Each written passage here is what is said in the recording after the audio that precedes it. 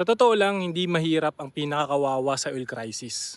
Hindi rin mayaman, kundi ikaw, yung middle class. Ito yung hindi sinasabi sa balita. Pag tumaas yung oil price, lahat tumataas. Pamasahe, pagkain, kuryente. Yung mga mahihirap, may ayuda. May support kahit papano. Yung mayayaman, kayang i-absorb. Hindi ramdam, maraming pera eh. Pero ikaw yung walang ayuda, ikaw yung walang buffer, at sa bawat taas ng presyo, diretso sa bulsa mo yung tama. Kasi ikaw yung nagbabayad ng tax. Ikaw yung natataksan ng malaki. Ikaw yung nag-work harder, pero parang paatras yung buhay. Pero ito ang hindi pwedeng gawin.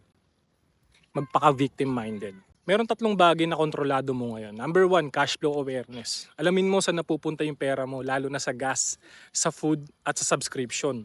Number two, hindi rin makakatulong yung magtipid lang. Dapat pataasin mo yung income mo. Hindi sapat yung magbabawas ka.